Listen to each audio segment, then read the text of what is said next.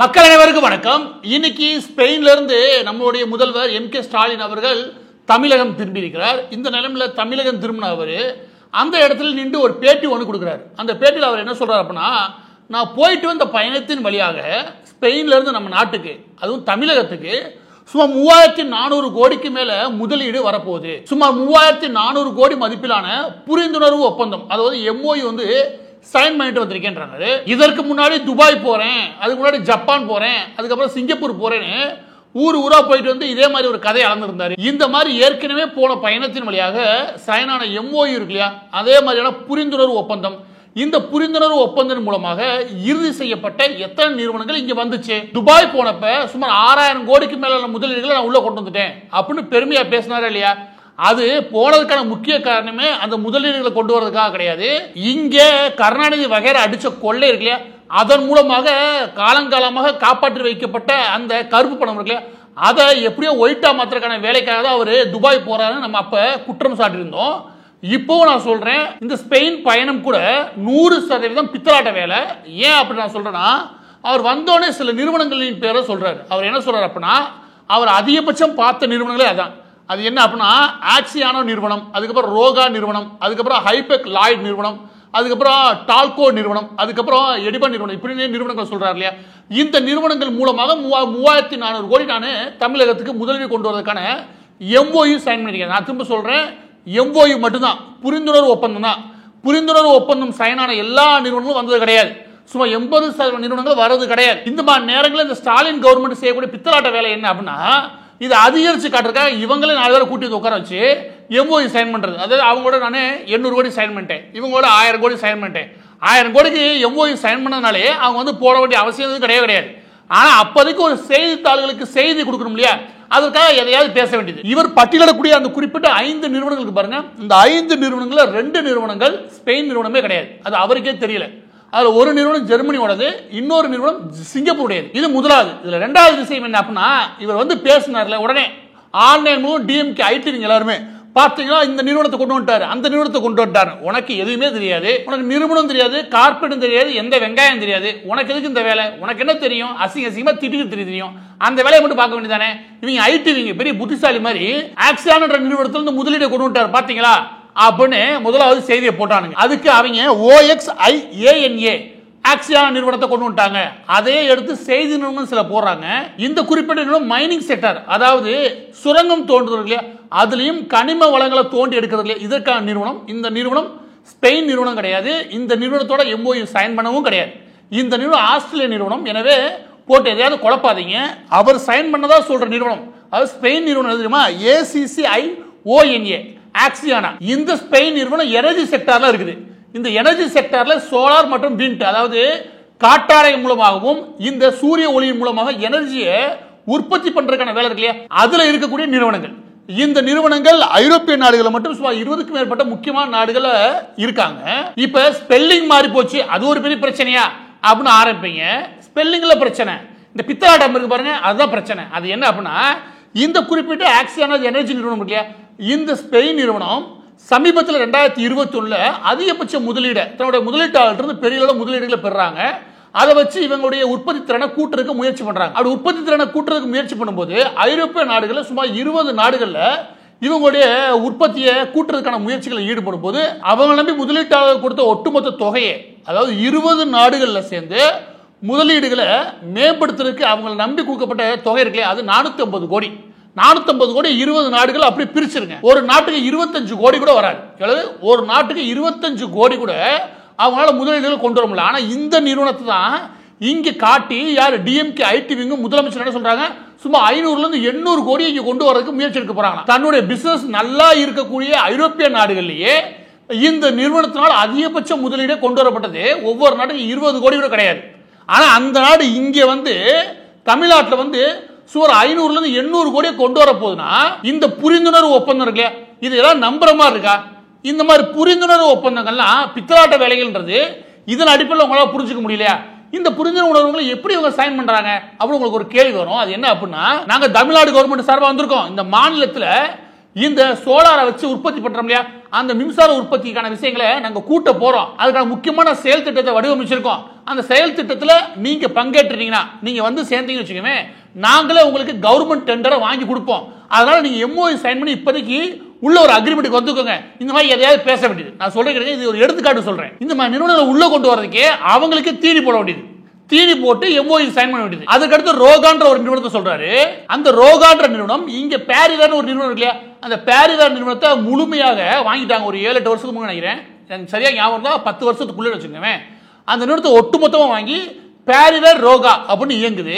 அந்த பேரிவேர் ரோகா தமிழ்நாட்டில் பெருந்துறை அப்புறம் ஸ்ரீபெரும்பூர் இல்லையா, இந்த பகுதிகளில் உற்பத்தி பண்றாங்க. பேரிவேரை வாங்கி அந்த இடத்துல ரோகா உற்பத்தி நடக்குது, பேரிவேரோட உற்பத்தி நடக்குது. ஆல்ரெடி தமிழ்நாட்டில் இருக்கக்கூடிய நிறுவனம், தமிழ்நாட்டில் இருந்த நிறுவனத்தை அவங்க விலைக்கு வாங்கிட்டாங்க. இங்கதான் அவங்க உற்பத்தி திறனை கூட்டுறதுக்கான முயற்சியில் ஈடுபடுறாங்க. உங்களுக்கு புரியுதா? இதுல மிக முக்கியமான விஷயம் என்ன அப்படின்னா, இதற்கு தலைமை தாங்கக்கூடியவர் KE ரங்கநாதன் அவர்கள். இந்த ரங்கநாதன் அவர்கள் தான் இந்த பேரிவேர் நிறுவனத்தை அவங்க கைக்கு போறதுக்கு காரணமானவர். அதுக்கப்புறம் ரோகா நிறுவனத்துடைய தலைமை அதிகாரியா இருந்து இந்தியா முழுவதும் இந்த நிறுவனத்தை பார்த்துக்கிறான்னு வச்சுக்கோங்க. நீங்க இதற்காக ஸ்பெயின் போக வேண்டிய அவசியம் எதுவும் கிடையவே கிடையாது. இங்கே அந்த KE ரங்கநாதனை கூப்பிட்டு கிடையாது வச்சுக்கோங்க, அவரை என்ன மாதிரியான முதலீட்டை கூட்டுறதுக்கு தங்களுக்கான வாய்ப்புகள் இருக்குன்னு சொல்ல முடியும்.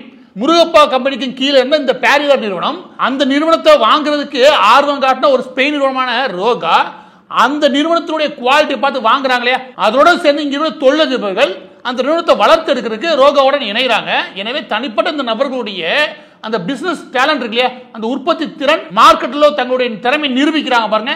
இதன் வழியாக தான் இங்க நிறுவனங்கள் கூடுதலா வருது. இந்த ரோகான்ற நிறுவனத்தினுடைய உற்பத்தி திறனை கூட்டுறோம்னு வச்சுக்கோங்க, அதுக்கு நீங்க ஸ்பெயின் போக வேண்டிய அவசியமே இல்லையே. திரும்ப திரும்ப எதிர்க்கட்சி தலைவர் ஆரம்பிச்சு எல்லா பேரும் சொல்றாங்கன்னா, ஏடா பல வருஷமா இருக்கக்கூடிய இந்த ரோகா நிறுவனம், அதாவது பேரிவேர் நிறுவனம், அது இங்கதான் உற்பத்தி பண்ணிட்டு இருக்குது.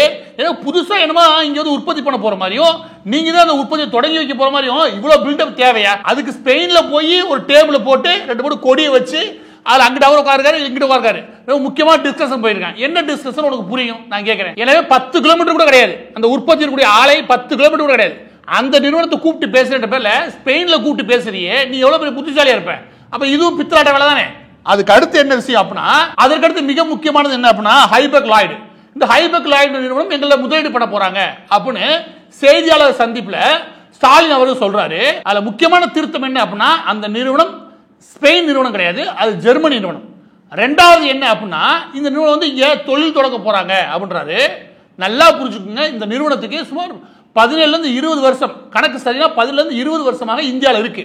அதுல சென்னையில டி நகர்ல, நான் சொல்ற அட்ரஸ் நீங்களே பார்த்துக்கோங்க, அதோட ஹெட் ஆபீஸ் இருக்கும். சென்னையில டி நகர்ல வெங்கட நாராயணன் ரோடு இருக்கும். அந்த வெங்கட நாராயணன் ரோட்ல ஒரு பஸ் ஸ்டாப் இருக்கும், அதுக்கு பின்னாடி ஒரு பெரிய பில்டிங் இருக்கும். அந்த பில்டிங்ல தான் இந்த ஹைபெக் லாய்டு இருக்குல்ல, அந்த நிறுவனமே இருக்குது. இது ஸ்டாலினுக்கு தெரியுமா தெரியல. அங்க கூட்டி போய் துண்டுச்சு எழுதி கொடுத்தா எதையாவது வாசிக்கிறதா? ஏன்பா இந்த நிறுவனம் எங்க இருக்குதா கேட்கணுமா இல்லையா? இந்த நிறுவனம் இங்கேயே தான் இருக்குது. இந்த நிறுவனம் இங்கே மட்டும் கிடையாது, தூத்துக்குடியில இருக்குது. இந்த நிறுவனத்தோட வேலை என்ன அப்படின்னா, கண்டெய்னரை நகர்த்துறது, அதாவது டிரான்ஸ்போர்ட்டேஷன் கம்பெனி. இப்படி இன்டர்நேஷனல்ல கண்டெய்னர் நகர்த்தக்கூடிய இந்த நிறுவனம் வந்து இல்லையா, இந்த நிறுவனத்தை உள்ள கொண்டு வரதுக்கு நம்முடைய முதலமைச்சர்லாம் போக தேவையில்லை. ஏன்னா அந்த நிறுவனமே, இந்த மாதிரி டிரான்ஸ்போர்ட் நிறுவனம் ஃபுல்லாமே ஒவ்வொரு நாடுகளோட பாலிசி இருக்கு இல்லையா, அதுலதான் ஒப்பந்தம் ஆவாங்க. இந்திய அரசுடைய புரிந்துணர்வோட தான் அவங்க செயல்பட முடியும். ஏன்? இந்த கம்பெனி டிரான்ஸ்போர்ட்டேஷன் கம்பெனி, இன்டர்நேஷனல் லெவல்ல, அதாவது ஷிப்பிங் கார்பரேஷன். எனவே இந்த ஹைபெக் லாய்டு இருக்கு இல்லையா, இந்த ஹைபெக் லாய்டு வந்து இன்னைக்கு முதலீடு பண்ண போற மாதிரியும், புதுசா ஒரு ஸ்பெயின் கம்பெனி வந்து இங்க வந்து பெரிய தொழிற்சாலைகளை தொடங்கி பல பேருக்கு வேலையை கொடுக்க போற மாதிரியும் இந்த பித்தலாட்ட வேலை தேவையில்லை. அதோட ரொம்ப முக்கியம், இந்த ஹைபெக் லாய்டு, இந்த குறிப்பிட்ட ஜெர்மனி நிறுவனம், இந்த நிறுவனம் 8 மாசத்துக்கு நினைக்கிறேன், 8 மாசத்துக்கு முன்னாடி இந்த செய்தியை நான் காமிச்சிடுறேன். அப்ப என்ன சொல்லியிருந்தாங்க அப்படின்னா, இங்க ஐடி செக்டார் இருக்குல்ல, அது வலுவா இருக்குது. எனவே எங்களுடைய ஐடி சம்பந்த இன்ஃபர்மேஷன் டெக்னாலஜி சம்பந்தப்பட்ட துறை இருக்கு, அதுல மட்டும் எங்களுக்கு மேன் பவரை கூட்ட விரும்புறோம். இங்க சென்னையில வேர்ல்டு ட்ரேட் சென்டர் ஒன்று இருக்கும், அதுல வச்சு நாங்க மேன் பவரை கூட்ட போறோம் அப்படின்னு ஒரு முக்கியமான விஷயத்தை அறிவிச்சிருந்தாங்க. அதை நான் காட்டுறேன். இப்ப அவங்க 8 மாசத்துக்கு முன்னாடி அறிவிச்ச அறிவிப்ப இன்னைக்கு செயல்படுத்த போறாங்கன்னா, அதுவும் என்னாலதான் அப்படின்னு அதுல போய் லேபிள் ஒட்டுறது, அதுல போய் ஸ்டிக்கரை ஒட்டுறது எவ்வளவு தூரத்துக்கு அருவருப்பான விஷயம் நீங்களே யோசிச்சு பாருங்க. மத்திய அரசுக்கான திட்டங்களா, அதுல உங்க அப்பா பேரை ஒட்டிடுறீங்க. சரி, பில்டிங் திறக்கிறியா, அதுல கருணாநிதி பேரை எழுதி வச்சு அதையும் திறக்கிற. எல்லா பக்கட்டும் இதே அட்டுழியம் தான் பண்ற. ஆல்ரெடி இங்க சர்வீஸ்ல இருக்கக்கூடிய நிறுவனம் தன்னுடைய சர்வீஸை கூட்டுறதுக்கு திட்டமிட்டு 1 வருஷத்துக்கு முன்பே திட்டமிட்ட பின்பு அதை இன்னைக்கு தான் அவங்க திட்டமிடுறாங்க. அதுக்கு காரணம் நான் தான் அப்படின்னு ஸ்பெயின் போயிட்டு வந்து ஏதாவது முதலமைச்சர் பெருமை பீத்திக்கிட்டா இது அசிங்கமா இல்லையா? நீங்களே சொல்லுங்க. அதுக்கு அடுத்த ஒரு நிறுவனம் சொல்றது டால்கோ. டால்கோன்ற நிறுவனம் வந்து நாங்க புரிந்துணர்வு ஒப்பந்தம் போட்டிருக்கோம். இந்த டால்கோன்ற நிறுவனத்தை பத்தி சொல்றீங்க. அது என்ன அப்படின்னா, இது வந்து ட்ரெயின் இருக்குல்ல, அதுக்கான இன்ஜின், அதுக்கப்புறம் பெட்டி, இதெல்லாம் மேனுஃபேக்சரிங் பண்ணக்கூடிய ஸ்பெயின் நிறுவனம். நான் இல்லை சொல்ல, நீங்க யோசிச்சு பாருங்க. ட்ரெயின் இல்லாட்டி அது சம்பந்தப்பட்ட ஏதாவது ஒன்று ஸ்டேட் கவர்மெண்ட் கையில இருக்கா? எல்லாமே சென்ட்ரல் கவர்மெண்ட் கையில இருக்குது. நீங்க தாராளமா எடுத்து பார்த்துக்கோங்க. இந்த டால்கோ இருக்கு, இந்த டால்கோ 2016 நினைக்கிறேன், 2016 டெல்லியில இருந்து மும்பை, மும்பைல இருந்து டெல்லி, இதற்கான அதிவேக ட்ரெயினை இயக்கும் போது சும்மா 150 கிலோமீட்டர் ஸ்பீட் நினைக்கிறேன், அப்படி இயக்கும் போது அந்த காலகட்டத்தில் டெக்னாலஜி கொடுத்து இந்தியன் கவர்மெண்டோட, முக்கியமாக இந்தியன் ரயில்வேயோட ஒரு புரிந்துணர்வு ஒப்பந்தத்தோட உள்ள வந்தவங்க. எனவே டால்கோன்ற நிறுவனம் ஆல்ரெடி இங்க இருக்காங்க.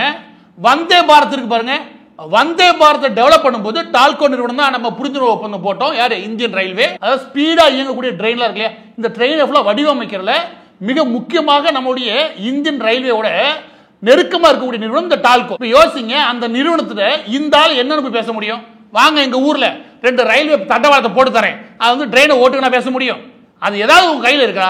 அந்த பவர் ஏதாவது உங்க கையில இருக்குதா? அப்படியே ஒரு நிறுவனம் நீங்க வந்து தொழில் தொடங்குறதா இருந்தா கூட அவங்க யாரோட எம்ஓயு சைன் பண்ணுவாங்க? இந்தியன் ரயில்வேயோட தான் சைன் பண்ண முடியும். இந்தியன் ரயில்வே, முக்கியமா சதர்ன் ரயில்வே, டால்கோ நிறுவனத்துடன் ஒரு ஒப்பந்தம் ஏற்படுது. அந்த ஒப்பந்தத்தின் அடிப்படையில் ஒரு குறிப்பிட்ட மேனுஃபேக்சரிங் செக்டாரை சென்னையில் ஓபன் பண்றதுக்கு ஆல்ரெடி அவங்க திட்டமிட்டாங்க. ஆனா இன்னைக்கு ஸ்பெயின்ல இருந்து திரும்பின முதலமைச்சர் என்ன சொல்றாரு? அதுவும் எங்களால தான். இந்த ஸ்டிக்கர் ஒட்டுற வேலையை உங்களுக்கு வெக்கமாவே இல்லையா? நான் கேட்கிறேன். இந்த விஷயம் என்ன அப்படின்னா, இவர் போயிட்டு வந்து மிக முக்கியமான நிறுவனங்களா சொன்ன 5 நிறுவனம் இல்லையா, அதுல இவ்வளவு பித்தலாட்ட வேலை. அதுல 3 நிறுவனத்துல ஸ்டிக்கர் ஒட்டுறாரு, 2 நிறுவனம் ஆவாத வேலை, ஒரு நிறுவனம் ஆல்ரெடி இங்கதான் இருக்கு, இங்கே உற்பத்தி பண்ணி இருக்குது, அதுக்கு அங்க போய் சைன் பண்ணிட்டு வர்றாரு. இப்ப முதலமைச்சர் திரும்பினதும் 3400 கோடிக்கு மேல முதலீடுல கொண்டு வரைஞ்சிட்டு எதையாவது படிப்பாரு. அதை நீங்க தலையை ஆட்டிக்கிட்டு கேட்பீங்களா? நான் செய்தியாளர் கேட்கிறேன், அது தலையாட்டிட்டு கேட்பீங்களா? அது உண்மைதானா? அதோட நிலவரம் என்ன? அது என்னவா இருக்கு? அதோட பின்புலம் என்ன? ஏதாவது கொஞ்சமா ஆய்வு பண்ணுமா இல்லையா? எனவே பதிவோட இறுதியாக நான் சொல்ல வேண்டிய விஷயம் என்ன அப்படின்னா, இந்த 3400 கோடி இருக்கு இல்லையா, அதை வச்சு சொல்லக்கூடிய கணக்கு இருக்குல்லையா, அந்த நிறுவனங்களுடைய கணக்கு, இது முழுக்க முழுக்க பித்தலாட்ட வேலை. அப்ப 10 நாள் எதற்கு தாயா போனாரு? அந்த 10 நாள்ல அவர் உடல் சம்பந்தப்பட்ட விஷயங்களை மேம்படுத்துறதுக்கு சில மருத்துவ விஷயங்களை எடுத்துக்கலாம். அதை விட ரொம்ப முக்கியமான விஷயம் என்ன அப்படின்னா, ஒட்டுமொத்த ஐரோப்பிய நாடுகள்லயே, யூரோப் கண்ட்ரிலேயே இந்த பிளாக் மணியை ஒயிட்டா மாத்திர வேலை இருக்கு, அதுல ஒரு பெரிய தலையை பிடிச்சது எங்க? ஸ்பெயின்ல தான். ஸ்பெயின்ல தான் ரீசெண்டா சமீப காலங்களில் இந்த செல் கம்பெனிகள் மூலமாக, அதாவது பிளாக் மணியை ஒயிட்டா மாத்திரக்காக போலியான நிறுவனங்களை உருவாக்கி அந்த நிறுவனங்கள் வழியாக வர்த்தகம் நடந்ததாகவும், அந்த நிறுவனங்கள் லாபமா ஒரு 5 வருஷம் இயங்குச்சு, அதுக்கப்புறம் இழுத்து மூடிட்டாங்க. இப்படி சொல்லி ஒரு நிறுவனத்தை வச்சு பிளாக் மணியை ஒயிட்டா மாத்தி அந்த நிறுவனத்தை க்ளோஸ் பண்ணிடுறது. இந்த வேலையை ஸ்பெயின்ல உட்கார்ந்து பண்ணக்கூடிய நிறுவனங்களுடைய எண்ணிக்கை அதிகரிச்சிருச்சு. அது சமீபத்தில் ஒருத்தர் கைதானாரு, அதுக்கான செய்தி நான் காட்டுகிறேன். மொத்த ஐரோப்பிய நாடுகளே மிகப்பெரிய செல் கம்பெனி இயக்குறது அந்த ஆள் தான். அப்ப ஸ்பெயினே எப்படி ஆயிடுச்சு அப்படின்னா, செல் கம்பெனிகள் அதிகம் இயக்கக்கூடிய நாடா மாறிடுச்சு. ஏன் அப்படின்னா, அவருடைய பொருளாதாரம் பெரிய லெவலில் பின்தங்கி இருக்கு கடந்த 10 வருஷமாக. அதை எப்படியாவது மீட் எடுக்கணும்னு சொல்லி அங்கே கூட அரசியல்வாதிகள் பெரிய லெவலில் போராடுறாங்க. எனக்கு தெரிஞ்ச ஐரோப்பிய நாடுகள், வெஸ்டர்ன் கண்ட்ரி எல்லாமே எப்படின்னா, இந்த மாதிரி நேரங்களில் மற்ற நாடுகளை ஏன் திருடி வச்சிருப்பேன், அந்த காசெல்லாம் இங்க வந்து போடுறதுக்கு அனுமதிப்பாங்க. இது காலங்காலமா ஐரோப்பிய நாடுகளுடைய குணம். அதாவது எல்லா நாடுகள் இருக்கிற திருட்டு பையெல்லாம் திருடுனதை கொண்டு வந்து இங்க போட்டான்னு வச்சுக்கவே, நாம பணக்காரல ஆயிரும் இல்லையா? இந்த புத்தி இந்த வெஸ்டர்ன் கண்ட்ரிஸே உண்டு. அந்த விதமாக பார்க்கும்போது நம்முடைய தலைவர் அங்கே போயிருக்காரு. நம்ம தலைவருடைய பின்புலம் நமக்கு தெரியும். நம்ம தலைவருடைய தலைவர் இருக்காரு பாரு, யாரு? கருணாநிதி. அந்த ஆளை பத்தி ஊருக்கே தெரியும். எனவே அவர் இறந்ததுக்கு அப்புறம் எமர் இந்தியான்னு துபாயில இருக்கக்கூடிய நிறுவனம் இருக்கு, அதுடைய கிளை நிறுவனங்கள் கீழே கூடிய சொத்துக்களை எல்லாமே இவர் கைக்கு மாறுது. அதற்கப்புறம் இது எல்லாமே பிளாக் இருந்து ஒயிட்டா மாத்திரக்கான வேலையில, ஒருவேளை இந்த கருணாநிதி குடும்பம் அதற்கான வேலையில ஈடுபடுறதுக்காக துபாயில இருந்து வேற எங்கேயோ காசை நகர்த்துறதுக்கு ஸ்பெயின் போனாங்களா அப்படின்ற சந்தேகமும் வருது. இதை முழுமையா ஆய்வு பண்ணி இந்த என்போர்ஸ்மெண்ட் டைரக்டர்ல இருந்து யாராவது ஒருத்தங்க இந்த குடும்பத்துல இருந்து யாரையாவது புடிச்சிட்டு போனீங்கன்னு வச்சுக்கவே புண்ணியமா போகும்.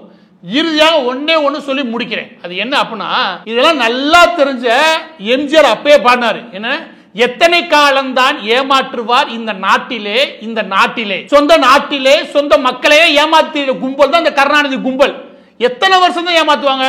ரொம்ப ஆச்சரியமா இருக்க விஷயம் தெரியுமா? கருணாநிதி ஏமாத்தினார், ஸ்டாலின் பாருங்க ஸ்பெயின் போயிட்டு வந்து ஏமாத்திட்டு இருக்கார், அவர் மகன் ஏமாத்துவார், அவர் பேரப்பிள்ளை ஏமாத்துவார். அப்ப நாம எவ்வளவு மாங்காய் மடையங்க?